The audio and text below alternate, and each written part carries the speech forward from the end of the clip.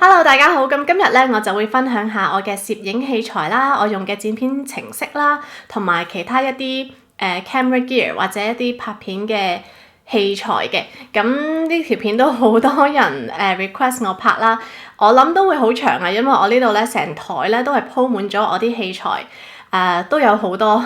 我有少少緊張，因為我都唔係好知點樣去拍呢條片。我自己就都幾中意攝影啊，幾中意拍嘢嘅，但係我對相機嗰啲technical 嘅嘢咧，嗰啲 specs 咧，其實我就唔係話好深入嘅研究啦，係啦，咁所以如果大家係想睇即係 technical 啲嘅嘢咧，就應該唔啱你噶啦呢條片。咁純粹係一個即係普通 beauty blogger 嘅用家嘅分享啦。咁係咯，就係咁。咁我哋就講我主要嘅相機先啦，咁就係我而家用緊呢一部啦，就係 Canon 嘅 EOS 70D 啦。咁我通常用佢係拍一啲即係我坐喺度講嘢嘅片啊、化妝片啊。咁佢係一個單反機嚟嘅，啲中文係應該叫單反係啦 ，DSLR。咁亦都係一個大機啦，比較大嘅。唔知大家聽唔聽得出我有啲緊張？好啦，咁其實呢部 70D 咧，點解我會買佢咧？係因為我之前用嘅相機就係呢一部嘅，就係68D啦。咁呢一部咧都好啱，即係入門初學者咁樣嘅，咁係比較容易用啦。Canon 嘅相機我覺得係比較容易去拿捏啦、捉摸啦，主要咧都係貪佢呢個反 mon 啦。咁當時我啱啱開始拍 YouTube 嘅時候咧，大部分人都係用緊呢一部嘅，因為當時 Canon 係未出一個係 autofocus 嘅相機，咁呢一個咧係冇 autofocus，咁所以當時咧係要用一個 remote 去每一次你喐咧，每一次就要撳翻嗰個 autofocus，咁亦都會聽到一啲聲嘅。而呢一部 70D 咧，佢係有 autofocus 啦，但係視乎你用咩鏡頭咧，就可能都會有啲嗒嗒聲，咁所以拍片咧係要注意翻呢樣嘢啦。咁我都知道好多人之前都有投訴過啊，點解會有啲嗰啲嗒嗒聲㗎？有啲人會選擇用 USM 鏡頭啦，有啲人選擇用 STM 鏡頭。咁 STM 鏡頭咧係 Canon 算係新出啲嘅一樣嘢啦，就係一個靜啲嘅鏡頭。咁佢 autofocus 嘅時候咧就冇乜聲嘅。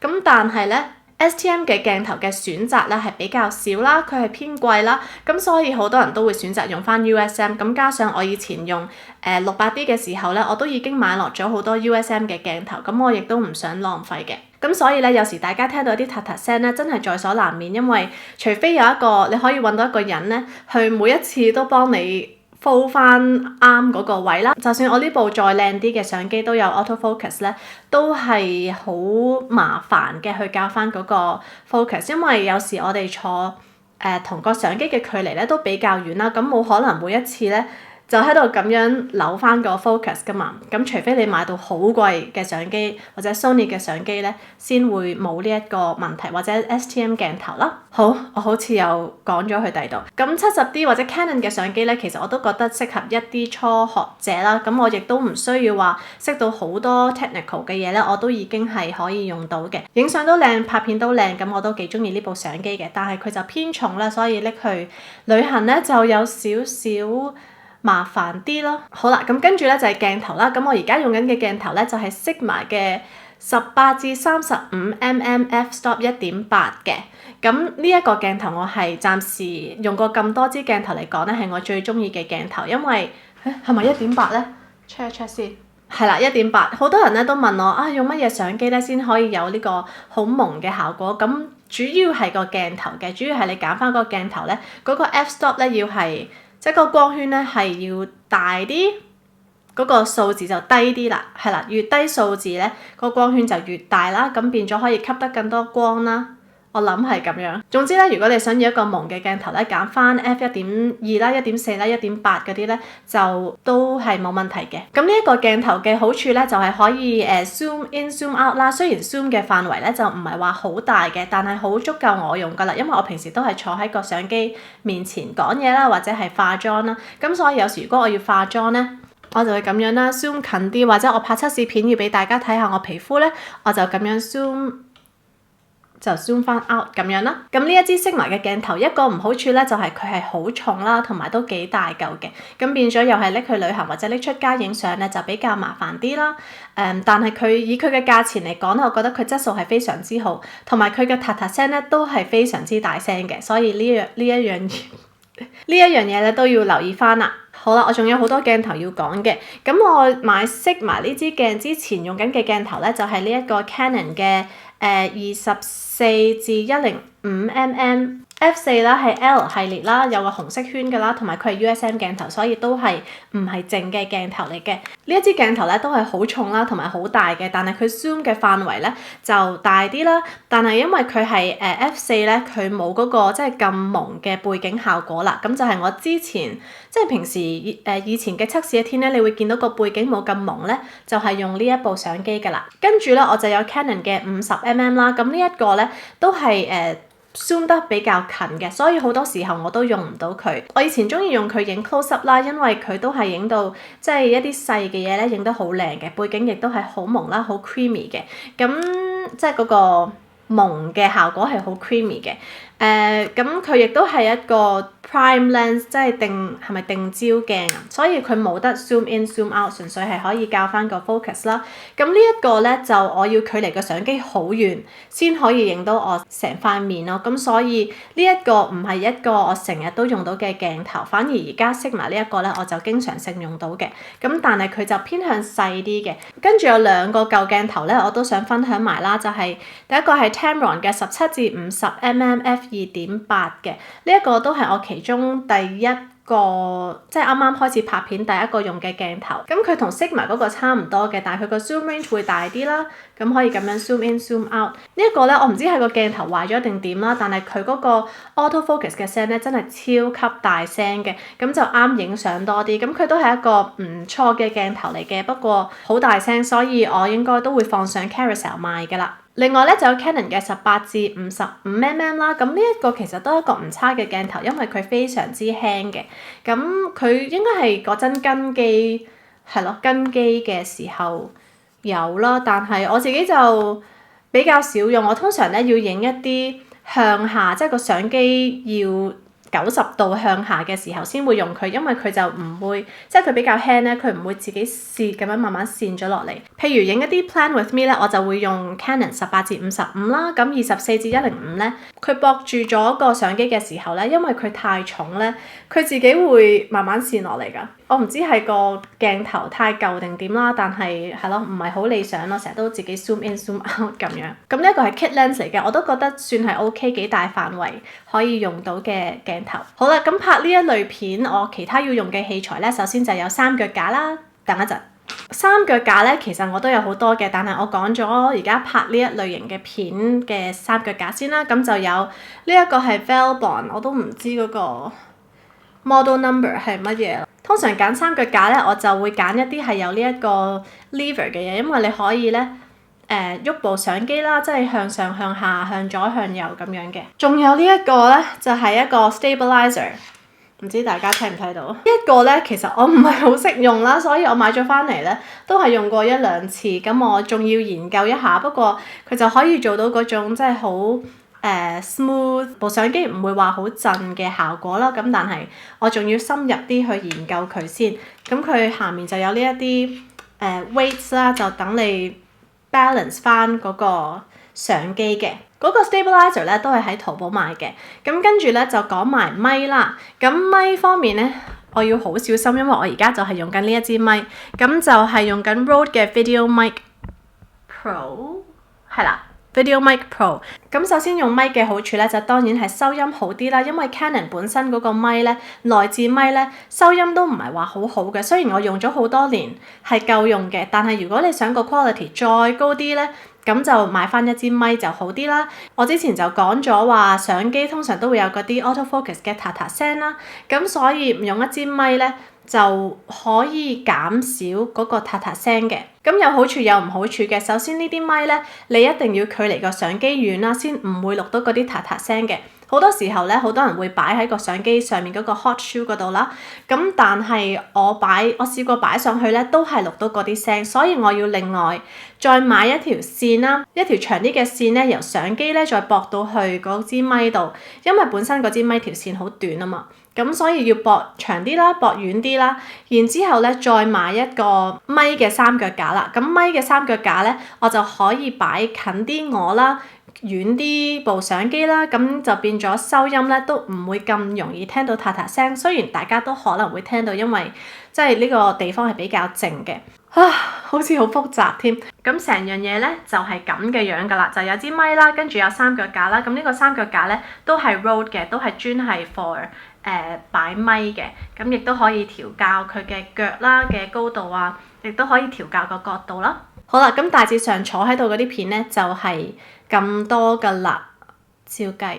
咁跟住咧就係拍 vlog 嘅相機啦。咁 vlog 嘅相機咧反而係最多嘅。咁首先就有 Canon 嘅 G7X 啦，呢個都係好多 YouTuber 用緊嘅vlogging camera。佢而家出咗 Mark II 咧，咁我就應該儲夠錢我就會買 Mark II，因為我呢部壞壞地，所以我咁耐冇拍 vlog 就係咁解，因為我撳唔到錄嗰個掣啦。咁呢部相機都係比較方便啦，佢係細細部咁樣，咁就係有個反 mon。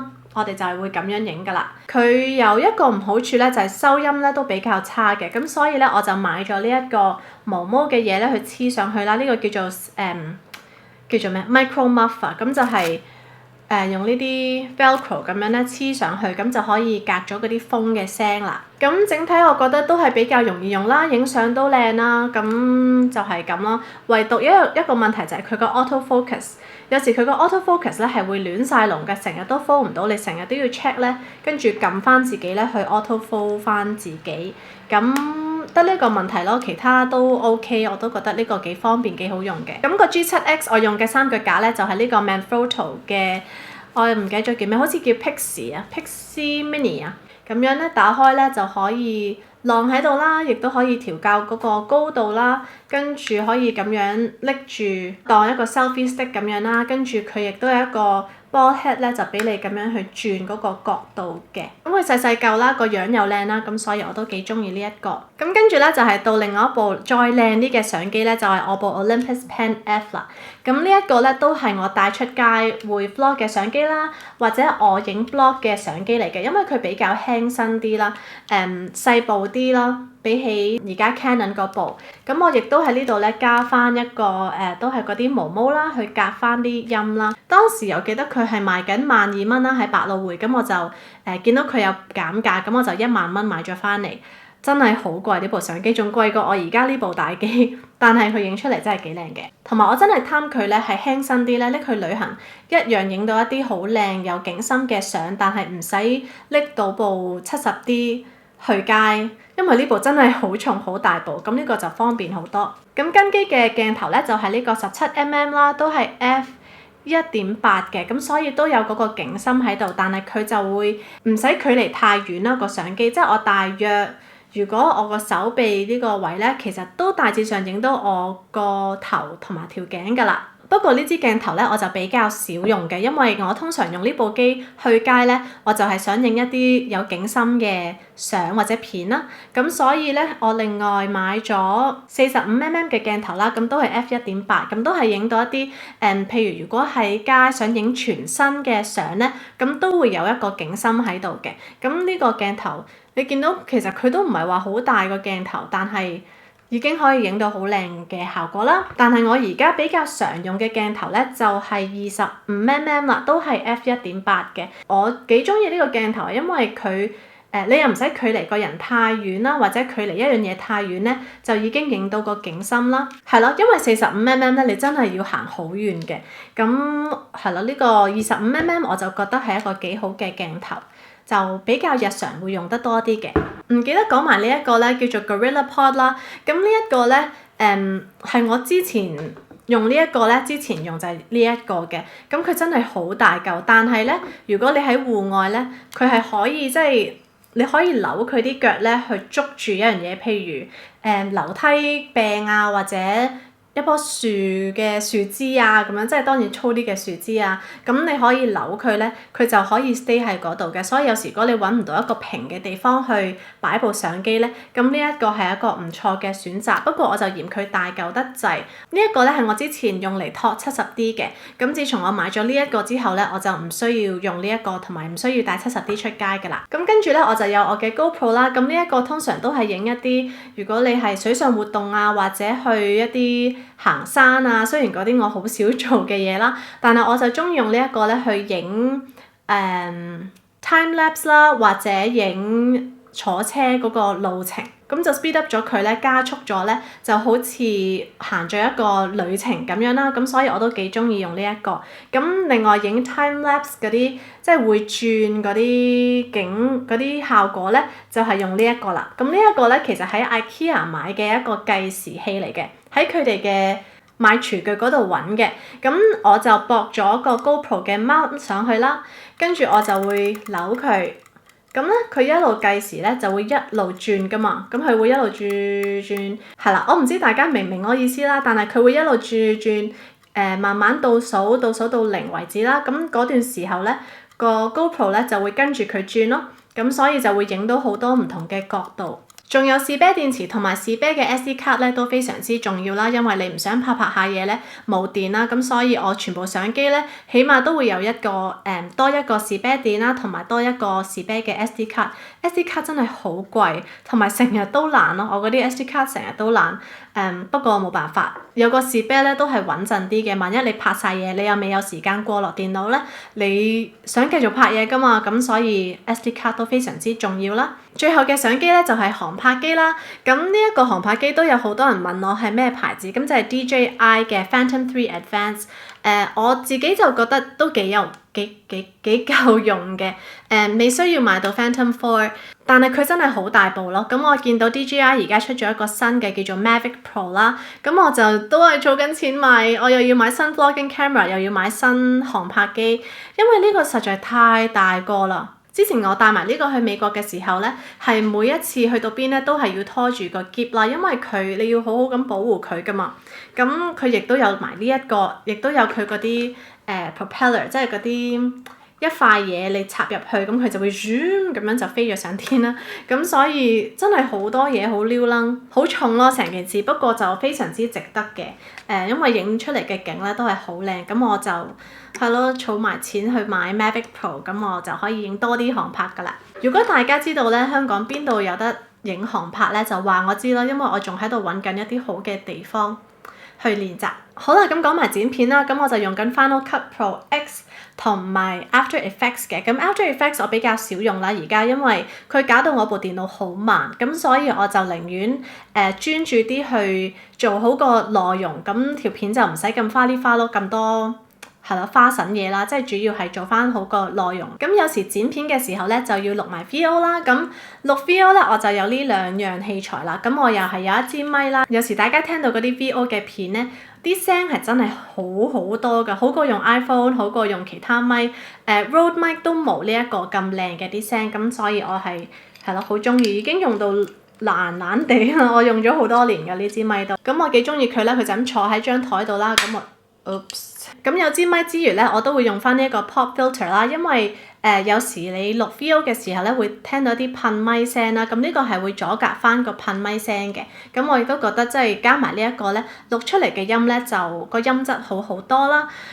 咁就係咁啦。仲有一樣咧，我覺得每一個 YouTuber 都好需要嘅嘢咧，就係一個外置嘅 hard drive 啦，咁去儲存翻你啲片啦，因為啲片嘅 size 咧，啲 file size 係非常之大嘅，有時可以幾 G 咁樣啦，咁所以係啦，有翻個 external hard drive 咧，就唔使搞到部電腦超慢啦，同埋冇晒記憶體嘅，係咪記憶體 storage 係啦。最後一樣嘢咧就係燈光啦，咁好多人都問過我你用咩燈㗎？咁我平時咧而家呢一個時候咧，我就係用緊自然燈光嘅，就係對住一塊大窗啦。咁其實咧，自然燈光一個唔好處咧，就係有時有啲雲啦，啲燈光咧即係一時好光，一時好暗咁樣。咁跟住就要自己再調校個 ISO 或者嗰個光圈或者嗰個 shutter speed 嘅。咁得呢一個唔係咁好咯，但係我覺得自然燈光影出嚟咧個效果係最靚嘅，咁亦都係咯，望落咧都係冇咁油，因為有時有啲燈光咧係可以令到塊面咧好似好立令咁樣啦。咁夜晚黑咧，我拍測試一天，有時夜晚黑要做 update 嘅時候咧，我就會用一啲叫做 LED 嘅燈啦。咁呢一啲係我喺深水埗買嘅，我都會將個地址同埋個鋪頭名咧擺喺 info box 啦。咁呢一啲咧就會貴過 soft box 嘅，因為佢係比較上慳位啲啦，同埋佢唔係用一盞嗰啲叫咩燈膽係啦，唔係用一個燈膽嘅，佢裡面係有好多個 LED 嘅燈啦。咁我覺得呢個主要係方便啲同埋慳位啲嘅。咁我以前咧都有用嗰啲圈圈嘅燈啦，好似叫做光環燈。嗰啲咧我就覺得係集中啲嘅，咁就集中喺塊面度嘅，但係後面咧就唔會咁光咯。咁都係睇翻你自己想拍啲乜嘢啦。但係我自己就最中意咧就係用自然燈光嘅，亦都係免費噶嘛。如果大家有興趣睇我點樣 set up 我部機啊，拍片前要做嘅嘢啊，啲燈點樣擺啊，咁都可以留言話俾我知嘅。不過我絕對唔係專家啦，都係亂咁擺，跟住就 hope for the best。好啦，咁希望呢一條片唔會太長啦，亦都希望幫到大家啦。如果大家有啲乜嘢關於拍 YouTube 或者寫 Beauty Blog 嘅問題想問我咧，都可以留言話俾我知嘅。或者如果大家想我做一個做 YouTuber 關於做 YouTuber 嘅 Q&A 咧，大家就留言問問題啦。咁我亦都會拍翻，因為都好耐冇拍過 Q&A 啦。咁仲有啲咩想同我講或者想問我咧，就留言啦。咁我哋就下一條片見，拜拜。